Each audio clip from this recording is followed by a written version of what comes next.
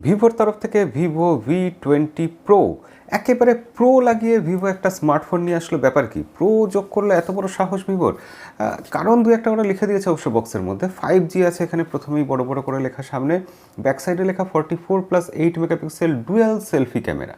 দুটো ক্যামেরা সেলফির জন্য 44 মেগাপিক্সেল, মানে 32কে ছাড়িয়ে আমরা আরেক ধাপ এগিয়ে গেছি।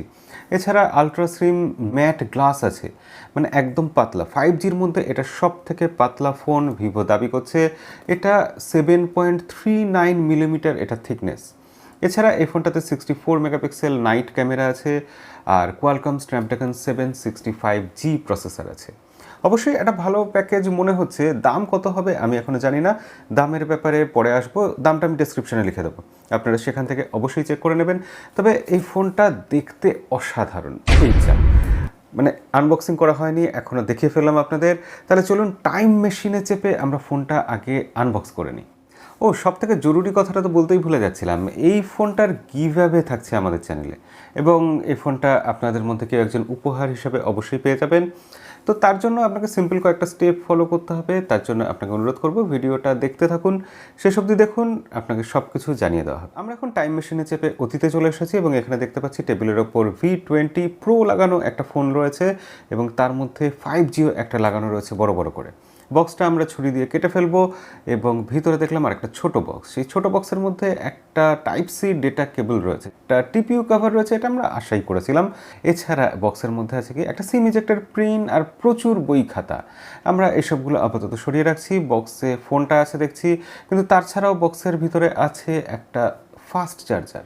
হ্যাঁ, অবশ্যই সেটা 30 ওয়াটের ফাস্ট চার্জার। বক্সের মধ্যে আছে একটা ইয়ারফোন আর তার সাথে আছে একটা ইয়ারফোন জ্যাক অ্যাডাপ্টার। অর্থাৎ এখানে 3.5mm জ্যাক নেই, কিন্তু ভিভো সেই অভাবটা পূরণ করে দেওয়ার জন্য একটা অ্যাডাপ্টার বক্সের মধ্যে দিয়ে দিয়েছে। আপনাকে আলাদা করে কিছু খরচা করতে হবে না। ফোনটা অসাধারণ দেখতে, সত্যি অসাধারণ দেখতে ফোন। আমাদের চ্যানেলে মাঝে মাঝে এরকম দুই একটা দারুণ দেখতে ফোন যদি চলে আসে আনবক্সিং করার জন্য, রিভিউ করার জন্য, মনটা ভালো হয়ে যায়, মানে এটা বেশ ফুর্তি আসে মনে। কি বলেন, আপনাদের কেমন লাগছে এই ফোনটা দেখে? অবশ্যই কমেন্টে লিখে জানাবেন। এবং এই ফোনটা দুটো কালারে আসে, আমার কাছে আছে সানসেট মেলোডি কালারটা। ব্যাক সাইডে আছে গরিলা গ্লাস 5-এর প্রোটেকশন আর সামনে আছে স্কট সেন্সেশন গ্লাস। আমরা সবসময় স্কট সেন্সেশন গ্লাসকে একটু আন্ডার এস্টিমেট করি না, কিন্তু এখানে সামনে স্কট সেন্সেশন দেওয়া হয়েছে আর ব্যাক সাইডে গরিলা গ্লাস 5, অর্থাৎ ফ্রন্টের যে গ্লাসটা আছে সেটা গরিলা গ্লাস 5-এর থেকে খুব একটা কম কিছু হবে না আশাই করা যায়। সেক্ষেত্রে অবশ্যই গ্লাস প্রোটেকশন ভালো দিয়েছে ফোনটাতে। তলার দিকে আমরা দেখতে পাচ্ছি একটা স্পিকার গ্রিল আছে, একটা ইউএসবি চার্জিং পোর্ট আছে। সিম ট্রেটা আমরা চট করে খুলে দেখে নিই এখানে কীরকম আছে। হ্যাঁ, এখানে একদম ডেডিকেটেড একটা সিমের জন্য স্লট রয়েছে, এক্সট্রা মেমোরি কার্ড ইউজ করা যাবে না। আর আপনাকে এখানে একটা ইন্টারেস্টিং কথা বলে নিই, এই ফোনটাতে 3টে নয়েজ ক্যান্সেলেশন মাইক আছে। আমরা সাধারণত একটা বা দুটো নয়েজ ক্যান্সেলেশন মাইক পাই। এখানে নিচের দিকে একটা নয়েজ ক্যান্সেলেশন মাইক আছে, ওপরে একটা সেকেন্ডারি নয়েজ ক্যান্সেলেশন মাইক আছে। এছাড়া ক্যামেরার ঠিক পাশে আর একটা নয়েজ ক্যান্সেলেশন মাইক আছে। ভিভো এই ব্যাপারগুলোতে এটা সত্যি নজর দিয়েছে এবং এই ফোনটার ক্যামেরা যদি সত্যি ভালো হয় তাহলে যারা ইউটিউবিং করেন, ভিডিও টিডিও তোলেন, তাদের জন্য এই ফোনটা কিন্তু একটা ভালো ফোন হতে পারে। দেখা যাক, আমরা সেগুলো পরীক্ষা করে দেখব। তবে তার আগে বাদ বাকি জিনিস দেখে নিই।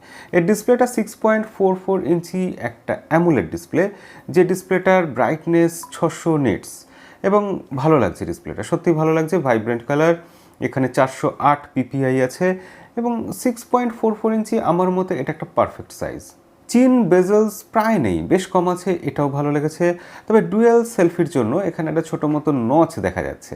এই নচটা একটু অন্য রকম দেখতে লাগছে, দুটো সেলফি ক্যামেরা অ্যাকোমোডেট করার জন্য এটা করা হয়েছে।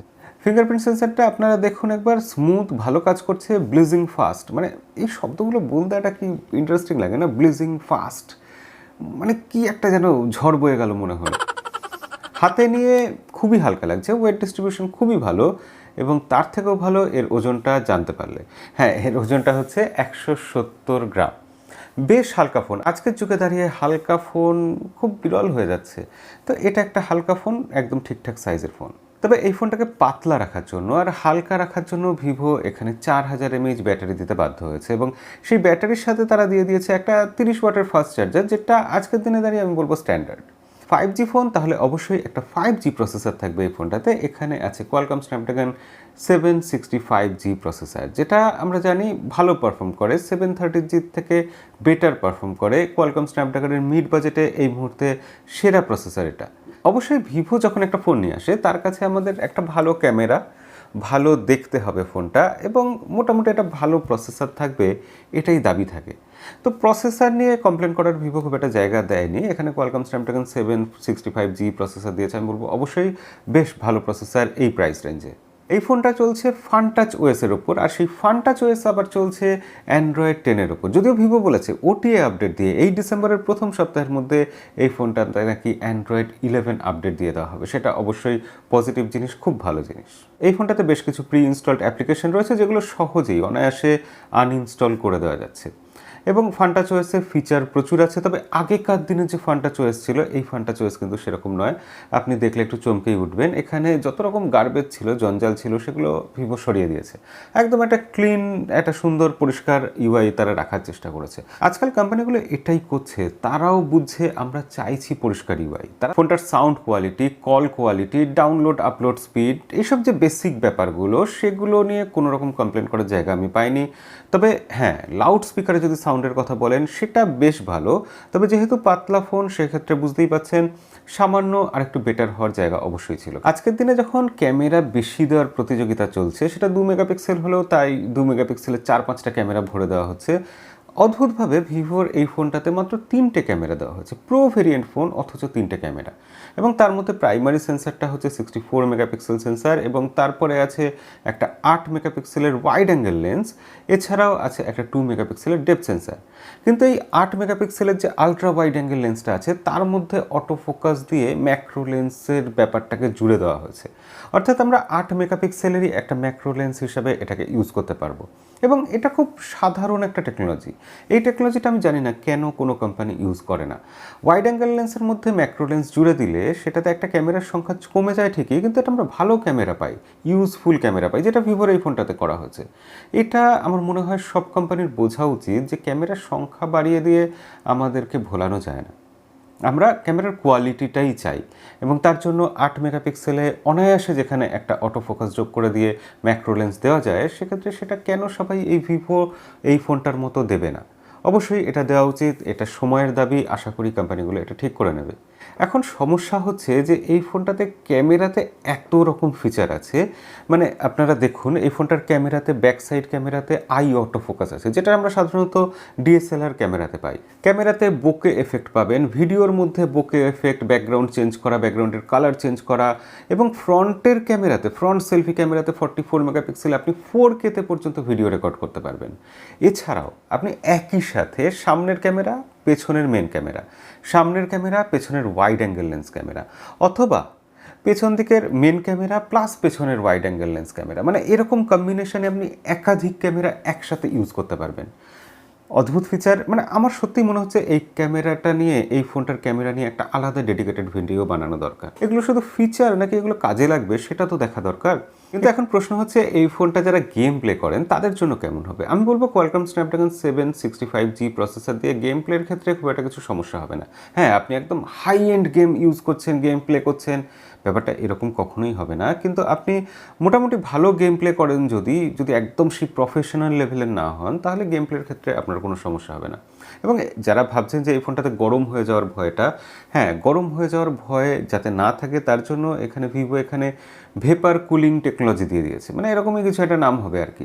মোট কথা একটা কিছু কুলিং টেকনোলজি দিয়েছে, তারা দাবি করছে যে তার ফলে ফোনটা গরম হবে না, বা হলেও চট করে ঠান্ডা হয়ে যাবে।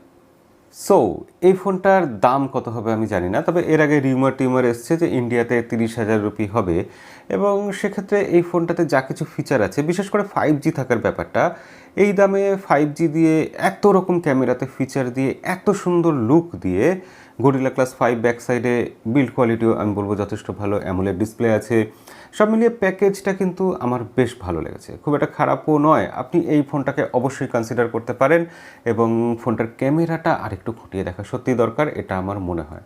অবশ্যই আমি ক্যামেরাটার জন্য একটা আলাদা ডেডিকেটেড রিভিউ ভিডিও বানাবো, এবং সেখানে আমরা দেখব যে ভিভো যে ক্যামেরা করে এত, আদৌ কি ক্যামেরা কোনো কাজে লাগে।